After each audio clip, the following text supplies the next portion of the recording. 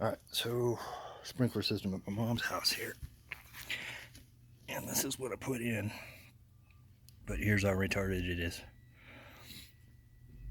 So you can see how this is set up. There's a valve here.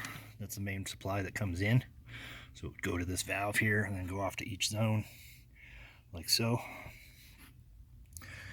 And let me show you how they had it wired.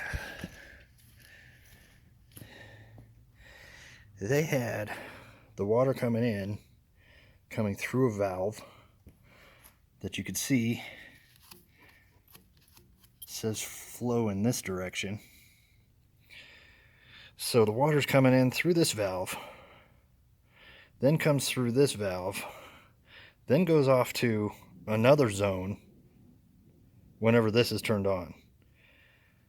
So they came up with this story that the tree roots ate everything and that's why everything was broken. And no, it was because they thought this was the inlet that actually goes to a zone, and they thought this was a zone and this is actually the inlet. A little bit about the process here. I used my phone because I'm just one guy. There's the valve is in the front. This is in the back. A lot of times sprinkler guys will come out and they're just one guy, so they're running back and forth, and they just don't want to mess with it too much. But it's a good way to double check things, kind of start from basics, look at instead of just assuming everything is what the other guy said it was. Sometimes you just got to double check with your own eyes and make sure that's where the water was coming out.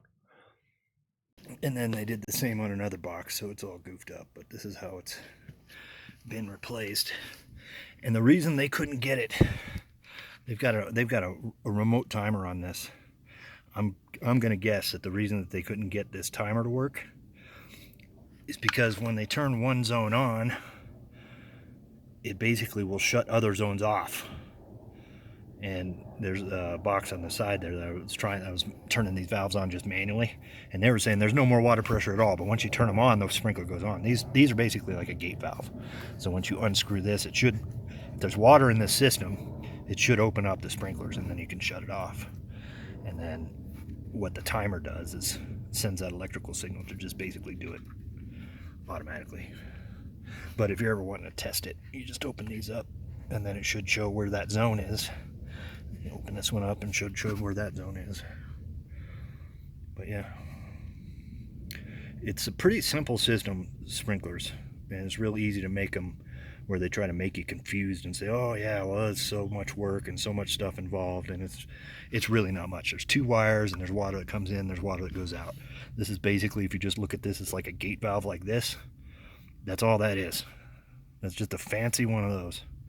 And this, even though I've got water pressure coming in now because the water's on, so she can get the front yard done at least. But this, if I open it up, that's the water.